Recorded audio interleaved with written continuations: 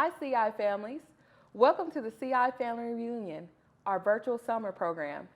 Every weekday in July, we'll have new videos for you to watch with your family. We'll kick it off each week right here on our Family Talk Show, where we'll connect, communicate, learn, and listen to the voices of our CI families and youth. I'm Nick. And I'm Faith. We're your hosts, and this is Together for Good.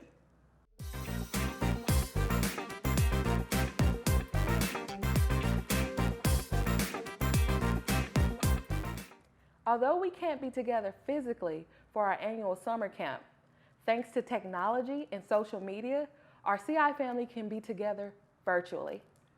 On Mondays in July, our Together for Good will air specifically for parents, while on Wednesdays, we'll connect with youth during our Together for Good Youth Edition.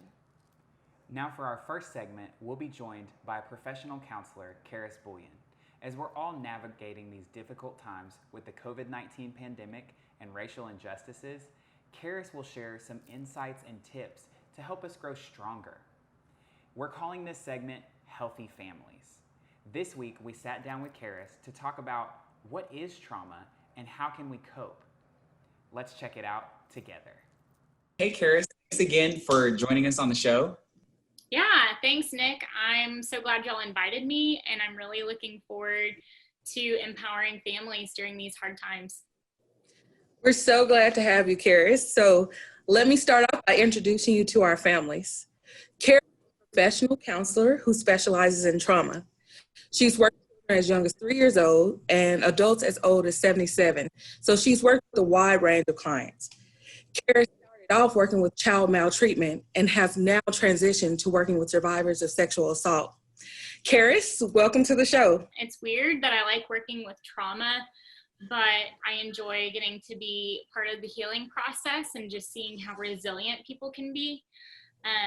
But yeah, so let's get started. Trauma can be any kind of event that causes an emotional, psychological, or even physical response. It can be anything from a natural disaster, a sudden death, abuse, or some kind of violent act. So when someone who has experienced trauma, they might notice some symptoms in their bodies, like being really jumpy, forgetting certain details of what happened, or having problems with sleep. It's funny, for our families and viewers who don't know what fight or flight is, it's a basic survival skill that almost all living creatures have. So if you think of like National Geographic, some kind of, special that has the African savanna and there's a cheetah going up towards the watering hole and the zebra is there and notices that it might become dinner, it has those choices of it can either fight its way out of the situation by stomping on the cheetah, or it can like try and outrun it. And so we have that instinct too of either running away or fighting our way out. But one that's overlooked a lot is freeze. So thinking of, how animals will play dead, hoping that their predator will leave them alone and just be like, ew, gross, roadkill. Some ways that people might be trying to survive trauma and cope in negative ways may look like being easily irritated or aggravated, or overeating or undereating. And these first two are like my big survival mode, being the overeating. I'm not an undereater. And I pick fights with my poor husband. It can look like, needing to sleep way more than normal or not being able to sleep at all. Relying on substances to cope, like alcohol or other illicit substances, but then thinking about what are other substances we could use, like caffeine or junk food, right? Kind of going back to the overeating. But avoidance too, or overwhelming, or, just trying to fill in our schedule. I mean, we've had a lot of free time in our schedules, but typically outside of the pandemic, trying to just cram as much stuff as we can into our day with too many tasks or too many responsibilities, trying to, not think about those hard things and trying to stay focused on all this other stuff and feel a sense of achievement. So being aware of these things that we use to cope, we need to give ourselves some grace and cut ourselves some slack because no one's perfect, right? And at some point, those things helped us to survive. Now they may not serve the same purpose, but they helped us to survive. And, we're always growing and learning, even as adults. And we can be models of this to, the kids in our lives to be resilient as well. As parents and caregivers, if we're aware of like what we're bringing into our relationships and our families and with our kids, we can start healing and have like a new sense of connection with everyone. And we do this by starting to choose healthier and more productive ways of coping.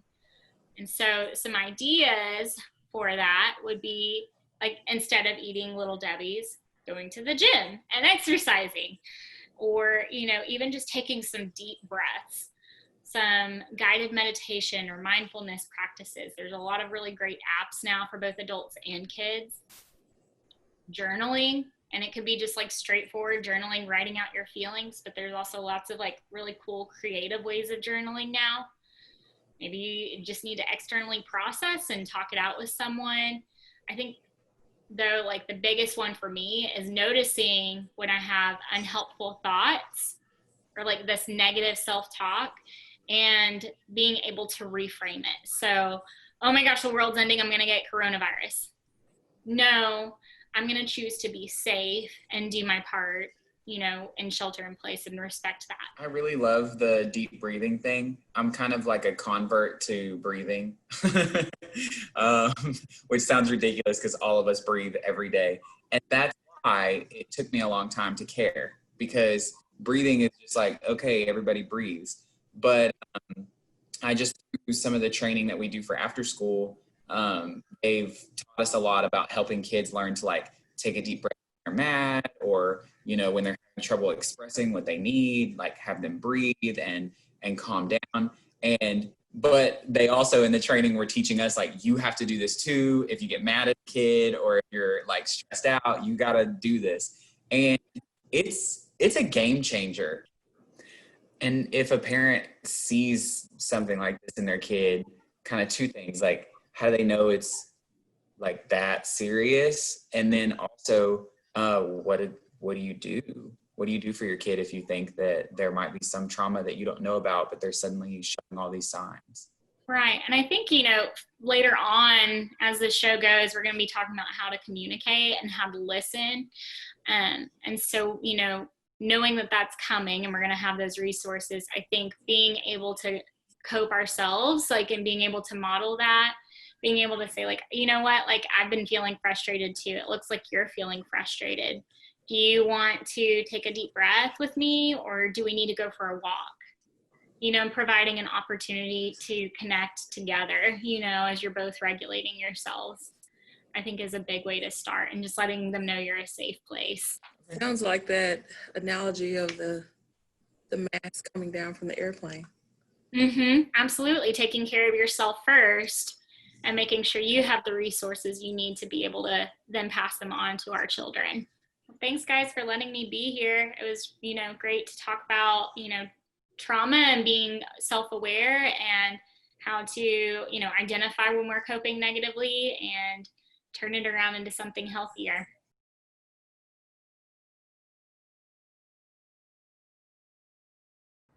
Open-ended play is when children use their imaginations to play with no predetermined goals and where there's no right way to play. This often involves materials with multiple uses, like art supplies, blocks, dolls, and cardboard boxes.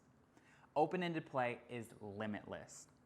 Instead of toys or games with a single purpose, open-ended play helps children learn to make the most out of any situation and to see the potential in all kinds of settings with all sorts of supplies. This kind of play doesn't require you to keep buying toys and games whenever the last one gets old. It builds imagination, creativity, problem solving, and self-driven learning. Open-ended play can be independent or social. It's great for only children, siblings, or for parent-child play. This kind of play is especially important during early childhood. That's roughly from ages 2 to age 7, and it supports a child's intellectual and emotional development. To help you get started with this open-ended play, we've included a couple of different items in your summer learning box. The first one is this Lego kit. Now, it's super simple to put this box in front of any kid, and they're gonna start building houses and airplanes and hover cars. Really, there's not much explanation needed. Just let their brains go wild. Another thing that'll be familiar to you that might make you cringe is Play-Doh. And as long as you set them up in a place where they won't make a mess, Play-Doh really is amazing. It can be the base for the world that they're building. It can be molded into all kinds of shapes and animals. Play-Doh really is useful stuff for a kid's imagination. The next thing is these wooden blocks. Now, these might look simple, but these blocks can become all kinds of different characters and little people in the worlds that your kid is creating. And to help you create these characters, we've included with them these washable paint sets. So you can use these on the wood blocks to put faces and shapes, even numbers on them to help younger kids learn to count. The final things I'm gonna show you are these pipe cleaners and beads. Now, the beads could come in handy with the pipe cleaners. You can create jewelry out of them. You could use them for art projects. Just pull out some glue and some paper and just see what your child creates. The pipe cleaners, though, are more than just jewelry strings. Pipe cleaners can be used like balloon animals. You can make all kinds of shapes, from animals to stars. There's really endless possibilities. But I really want to make sure that you don't think that open play is all about the stuff that you have. It's not limited to these things that we've given you. So to begin with, you can take your kid outside and look for more supplies. Sticks are so great to use. They can make all kinds of things out of them. Different kinds of rocks, whether they're big or small, they can bring them in and use them in their little worlds that they create.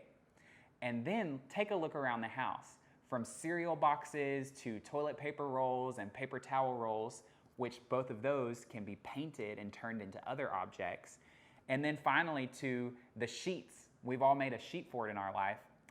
I've made one recently. It's still fun. The possibilities are really endless with this kind of open play.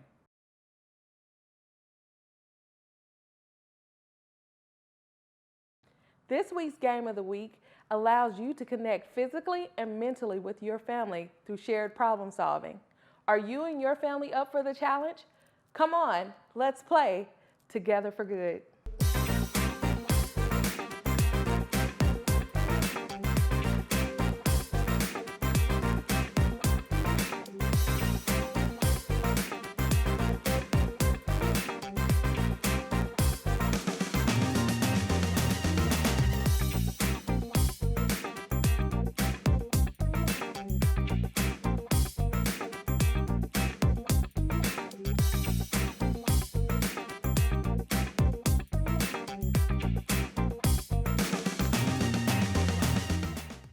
Oh no, the floor is lava. Can you and your entire family cross to safety using only your magical lily pads? To play, you will need an open space and 3 to 5 scarves or bandanas. Don't have scarves? No problem. Sheets of paper, hand towels, or even a throw pillow will work. The goal of this game is to cross the room without touching the floor by stepping on your magical lily pads. Be careful. If anyone steps on the floor, the entire family has to start over. The only rule, once a scarf or pillow or whatever your magical lily pad is on the floor, you have 3 seconds to step on it or it burns and you can no longer use it. Gather your family in one corner or side of the room. This is the starting point. Designate an area opposite of the starting point as your safety zone, the area that your family must reach. Here's a tip. Mark the starting point and safety zones with furniture, tape, or other visible objects to make your goal clear. Once you've marked your goal, you're ready to play. Thanks for joining us for our very first episode of Together for Good. We're looking forward to being with you all through this month with other fun programming. And let us know how this video helped you or how we can help you even more by completing our feedback survey in the description box below. And don't forget to subscribe to our YouTube channel or follow us on social media. And remember, we're all in this together. Together for good.